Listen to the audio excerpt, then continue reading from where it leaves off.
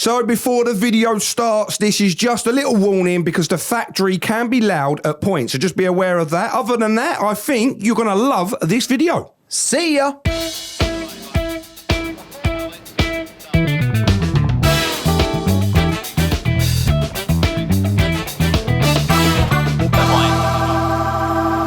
Thought that, innit? Where it all comes from and how it starts.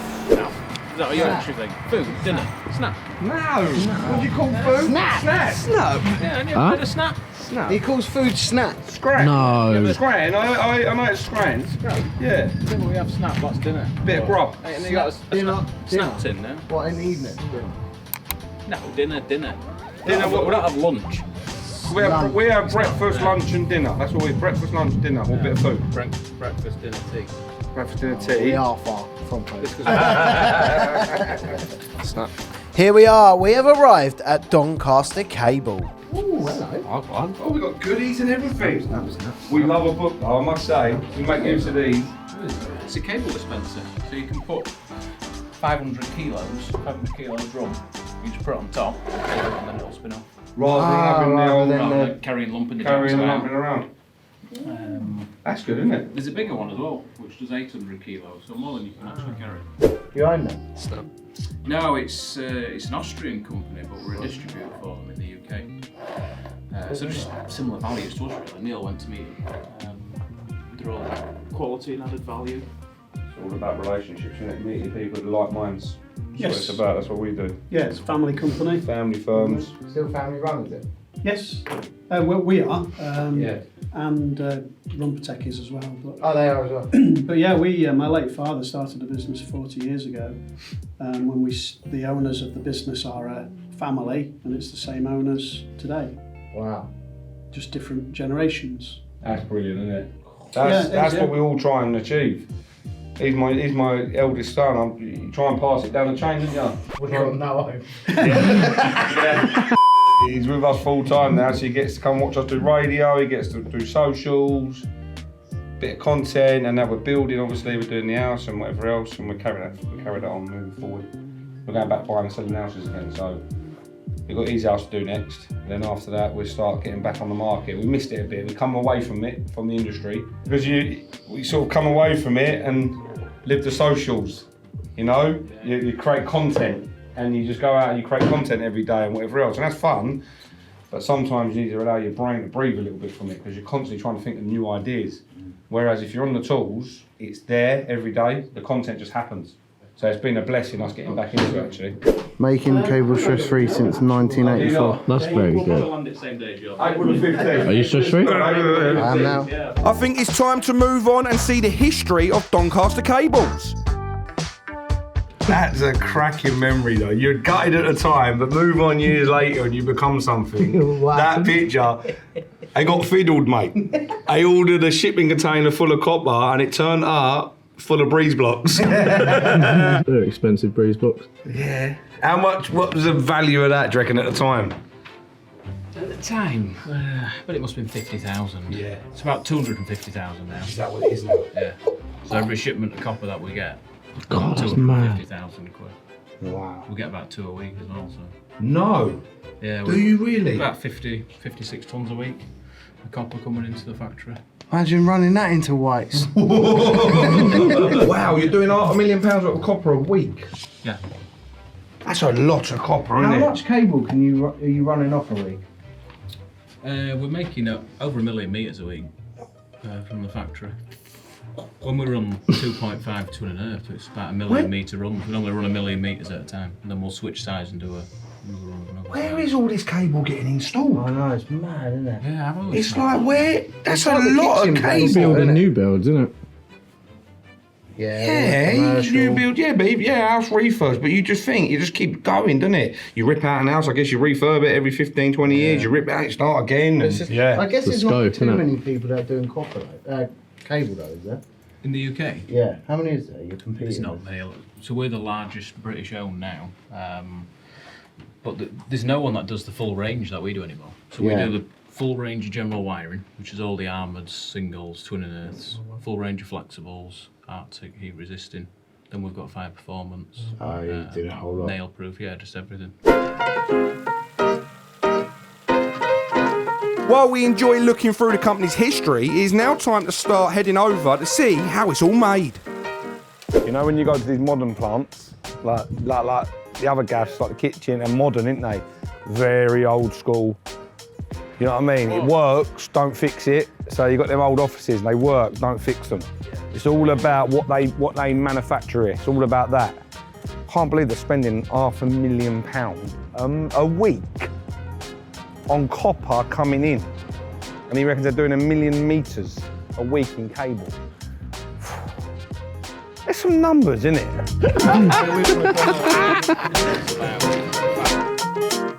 Quality is not the first thing, it's the only thing.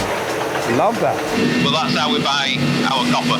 Sure, so it comes in that thickness and then goes through the machine and it just gets thinner and thinner depending on what you want. Gets drawn down, yeah. Drawn down, yeah. And when these come in, you see it this afternoon hopefully, they're about this tall. There'll be 5 tons on each pack. Gotcha, just loop it through there, that then pulls it out. I'm with you. Yeah, and if I find the operator, I'll get them to open up this front door and you'll see inside. That's a thick bit of copper, that, isn't it? Solid, that. That is solid. Hey, Sam, we'll buy a car with that. How much is that worth there, do you reckon? 7,500 quid. That's what I'm saying to you, but there's a Fiesta there, cuz. It's like a full Fiesta. I bet there's nearly a ton there. Or a new jet ski, Ted. You have a look at the building though, it's just an old school building, nothing modern about it. I'm going to ask him about the cost of these machines as well. That looks like a modern machine though. Is that a modern machine? Yeah, about 2012, it's about 10 years old. Do you want to guess how much you are? 2 mil. I was going to say £1.5 million. Yeah, cheaper than that, 650,000. What's it? And then you've got a sequence of these dies. So if you look inside there, you've got a die which is smaller than 8mm. So as it goes through there, it's drawn, squeezed. Then there's another die, and another die, and another die. And gradually it's just getting smaller and smaller and smaller. So in this small section, we've gone from 8mm to whatever the finished size is, looks like 1.76. So this is done cold, but it creates a massive amount of friction. So it's all done under wire lubricant. So when this is closed, it pumps lubricant over the top. And then all of these have to talk to each other. Because if this one goes too fast in comparison to that one, it'll just pull it and snap the copper. So there's all these individually powered motors. They're all communicating and drawing it down. And then this is the wire lubricant tank, where it gets pumped in, recirculate it, cool it, filter it, and then recirculate that coolant as it goes through. So this is the first stage we can start making manufacturing decisions about the quality of the product. So in here there's the annealing process, so we have to soften that all, put different currents and voltage across it to realign the molecules in the copper and soften it all. The more you soften the copper, the more energy and the more expense you put into it. So we anneal ours to a higher level than what others are, so when you're actually terminating it into the back of a socket or the back of a switch, you can bend the copper and actually get it bent in there easier than a cheaper alternative. Well, you could make it cheaper, but that's not what we're about. We're about making it as easy as we can. And that's the difference right there, isn't it? Spending more time at this stage to make it a better installation process when the installer's doing their business, isn't it? This is then a high pressure steam tube, so that'll go through and clean all the residue off, and then it comes through this dancer which keeps it tensioned, and then up onto the take-up drum. And Malcolm's going to set this running, so it'll be about 5-10 minutes, and this will then be running. It just needs to build the steam pressure up until that copper rod delivery comes. These just feed the compound plant that we're going to. So inside here, there's a variety of resins, stabilisers, fillers, oils. They all come into the compound plant and make all the PVC that we use on site. The materials on the wall in the little vials show how far up the supply chain we actually go. So it's a mixture of fillers, stabilisers, resins, and different plasticizers. And because we're buying up the supply chain and we've got the compound plant, we can then make bespoke recipes of PVC compounds, and then we can tailor that to each individual product.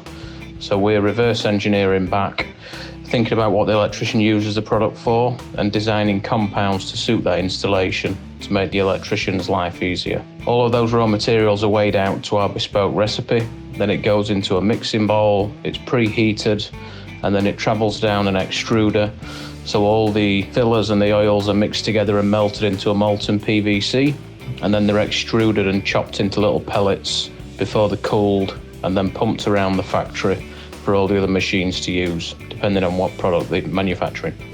We send this stuff off and it goes like a premium grade, makes a lot of hose pipes, stuff like that, so we send it for reuse. And then the stuff that's already been processed slightly, we send away and it gets reground, and then it gets used on equestrian flooring and lower quality materials, really. Right. And then the copper on site, we do the same thing. So a lot of that goes into the marine industry, and it makes sacrificial strips for boats. So the hulls that go through the Arctic, rather than the ice chomping away the front hull of the ship, they put this big copper billet on the front, and then the ice, when they crunch it through the ice, it will grind down the copper billet, and then they take that off and replace it, so a lot of it goes there. Who would have thought that, innit? Where it all comes from and how it starts. So once we've got those two bits, we've got the grades of compounds, different grades, and we've got all the different sizes of copper. The rest of it's just putting it together in different ways to get different products. So if it was this single core panel wiring behind us, we just insulated the copper, and then we've got flexibles, we've got twinner, we've got armours. So if we're on a bit of a circular walk, I'll just explain the processes. There's probably about 4 different sections. We've got the wire and the granules. We then melt that down and cover it. Colour it, yeah. We've got red, white, blue, and then we have the colourants. We buy the coloured pellets in, yeah, so we put like 1% of red in, 99% of our compound, we don't colour it all red. Food guy, isn't it? That's what these 10 machines are doing here.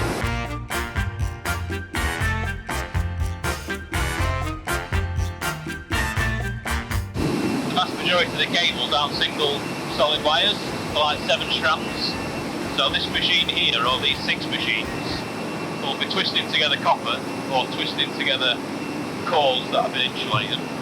And if we come down here, you'll see that process. We've got 7 drums coming through. It goes through these tension wheels, and then we form the shape of a circle. So the reason there's 7 wires in there is that if you put one in the middle, you get 6 of the same circles on the outside to make a perfect circle. And you'll start to see it coming into a circle, and there's a bit of a twist coming in there, but all the twists happening inside the machine, so that noise behind us is the twisting process. So that noise and blur that you could hear is this part. So the copper comes in and it gets fed up around this bow and it goes onto these eyelets. Once it actually gets to a certain speed and it's spinning around at a certain speed, gravity takes over and the copper's pushed to the outside, and then it slides along this wear strip at the back and doesn't actually go across the eyelets. It's going around that fast, it all just flicks out and you'll see that bare shiny bit of metal on the inside. So the copper's actually just flying around the belt, guided round, not actually getting any resistance on the islands. So this is spinning round at 1200 twists per minute, and then this just rotates, and all that's doing is pulling the copper up. All the twisting's done through this bit, these tension wheels. Close that door first, you can make your first bit of cable. Put the latch on. Top left-hand button, the black switch, turn that to the left. And then on the control panel is a green smiley face. Just press that button. And then press the green button at the top left and keep your finger on it. And you'll hear it kick in a second. And that's it, you'll slowly see that bow spin round and start to go around that drum inside now. I like to know money-wise, how much worth of machinery in pound note have you got? There's over 20 million machinery-wise. So that blue one over there is one of the newest extruders we've got. So our 5 performance cable, we just got to full capacity with how much we could make. So the old previous line was cured by steam, so silicon cured by steam. We invested in that, so that was just over $1 million. And that increased our capacity by about 5 times on 5 performance cables. That was the bottleneck. So this stage here, the beige one, this inside has got the copper we've made and the cores twisted together. And we've got the covering of the bedding material inside an armour. And once Steve sets this running, you'll see the armour wires going on top of it, which is already happening on the right hand side. So we've got all that gal steel coming up at the back, off of the packs. It gets fed up across the top of the machine, and then the gal steel is actually fed in straight. And then inside there, there's like, similar to the stranding process we've just seen, there's a big yellow arm that's what we're putting the twist inside.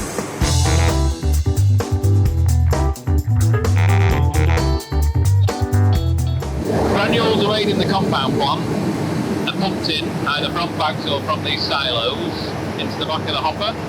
Then we have the coloured pellet, so this is being black. The granules get melted down this extruder barrel and heated up. And then this is what we call the extruder head. So the way of covering something is a point and a die. So the points hold whatever you're covering. So in this case it'd be that little circle. And then the die forms the shape and they sort of slot together. The molten material comes in that gap. So that sits in there, that sits in the front. We have a flow tube that actually goes and guides the material round. And then that's what gives you that circular shape coming out. When this comes out, it's about 180 degrees Celsius, so we're going to try and cool it down before it gets onto the drum. Otherwise they all stick together. So this goes through these water troughs, which will walk down the line and then onto final testing. This wheel here has got our name on it and all the British standard stuff. So it will say Doncaster Cables, England, Basic. Depending what cable it is or what size it is, you'll change the wheel. It's basic when you think about it, isn't it? It's basic, it's common sense as well when you actually think about how it's made. But seeing it is another level, man. So all of the extrusion lines are reliant on fresh, clean, cool water to cool the product down. So this, we save about 24 million litres of water a year by having a water treatment plant. It all goes back to one central place, goes through some cooling towers, gets treated, antibacterials, and then pumped back around the side again. And this line's probably 50 metres long, but that's not long enough to cool the product. So as you come here, we start going around pulley wheels. So there's 3 pulley wheels inside there. You've now got 3 loops of cable. So this 50 metre line is like 250 metres by the time you get to the end of it, because we're making it go longer so it can cool down. So there's a spark tester over here with about 12,000 volts DC running through it, and that'll test for any little holes or pinprick defects in the sheathing. So by the time you get to this little box is an air wipe. So just where Sam is there's some high pressure air wipes, and it blows air across the cable, pushes all the water off of it, and then by the time it comes out here it's dry and it can go through the spark tester. If you look inside you'll see all the electrodes and beads, so there's just loads of little bead strings, and they've got about 12,000 volts on them. So if the water's still on it at that stage, it then sparks and comes through.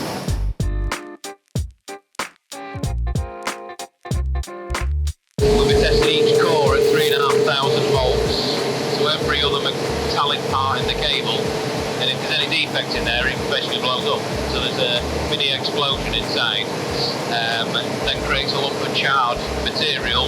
That'll go out that way, the bolt's cut out, and then the 2 lengths will then come back and be retested. And once they come through and pass that test, they'll then go for wear out.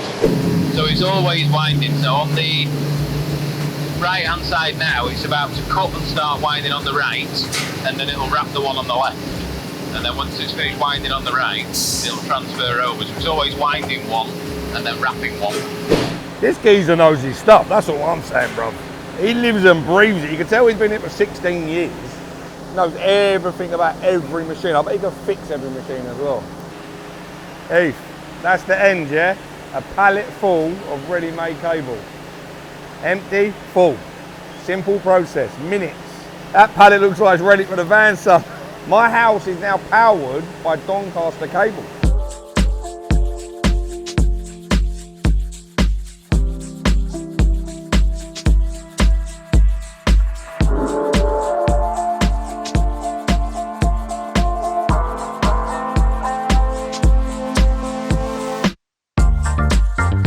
Right, that is mad.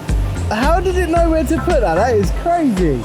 But there's some. So what's all this, sorry, mate? This is like offcuts, if you like. Some builder or something might want 9 meters just that of bit. product. Yes, 100%. We might just stick it on the Instagram shop. Yeah, that's a great Otherwise idea. It's just getting wasted. 100%. 100% that Because would you work. can send out from here, can't you? Yeah, we'll Obviously. just ship it from here. 100%. eBay, Instagram, anything like that for that. Do you know that? Because you don't always want, you know, because these go straight to the wholesalers, isn't they? Yeah, but wholesalers don't want these. No, of course they because don't. No. Unless No, of course it's they don't. going to match it perfect. They want stuff like. They want it as it comes, yeah. They want full rolls. Because of they're it. cut off 255. themselves, wouldn't they? Yeah. They sell it off in meters, don't they? And then if that works, we could maybe even roll it out to small sailors and say, oh, well, send us your short lengths and we'll stick it on our shop, you know, if it gets enough traction. That would definitely work. But it might be ideal for someone's... I was just saying about someone like Dave, you know, electrician Dave, he'd love that, wouldn't he? Access to that. Yeah, you need 3 metres. Access to that.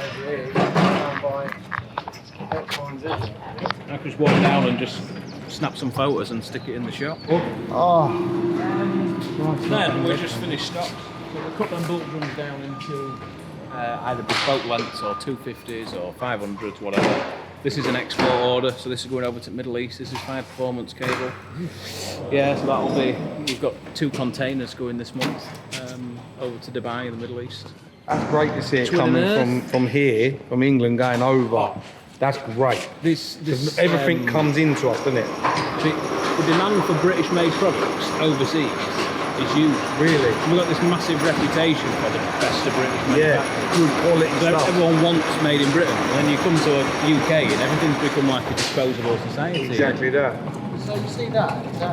Where's that? That's a mixed pallet for a wholesaler. That's a wholesaler, yeah. So they'll order full pallets, or the smaller independents might only order, they only need these items.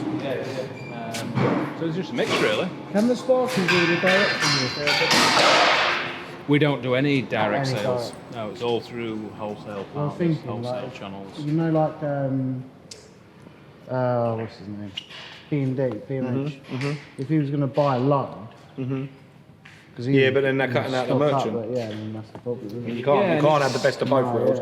With your redundant stock or your leftovers, if you like, but wastage. We're not geared up. We do value the merchants and the wholesalers because we're not geared up to distribute to end users.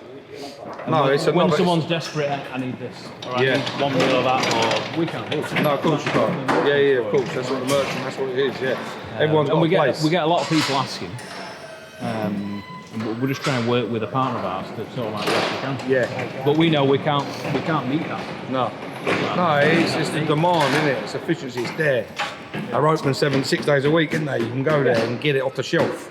They deliver next day. That's why everyone's offering next day delivery, same day delivery now. So a wholesaler can order from us, and we'll either deliver it or they'll send it in to collect. So sometimes we'll get end users. So a wholesaler will order it, and then the builder or the electrical contractor will come and collect it. If they're local enough and they want it now, rather than waiting for you lot to deliver it. Manufacturers. At any one time, there's roughly 5 to 6 million quid worth of product ready, bang, going out. And the same again, getting manufactured. Just constant. Constant. Quantify that in just pound, innit? It's a lot, innit? This is quite cool. So the normal twin and earth, this is the low smoke non-halogen one. So just again, little bits we do different. We make ours this figure of 8 shape. It's a nightmare to strip the low smoke stuff because it's just so tough and full of fillers. Yeah. So we put this little groove in so an electrician can score down it with a knife and then pull it out. So they're not risking scoring down it, cutting through the earth. It's a nightmare as well. It's full of that stuff, isn't it? But it just sort of get you obsessed. I go out to the restaurant now with wife. Yeah, I'll be looking at... Pull the front off. What cable they got? I'll walk past some cable in the hotel. I don't wonder what cable this. So I'm like pulling it back. Undoing the front of a socket. Hold up, mate. Oh, put that back on. You want a rewind machine? Watch your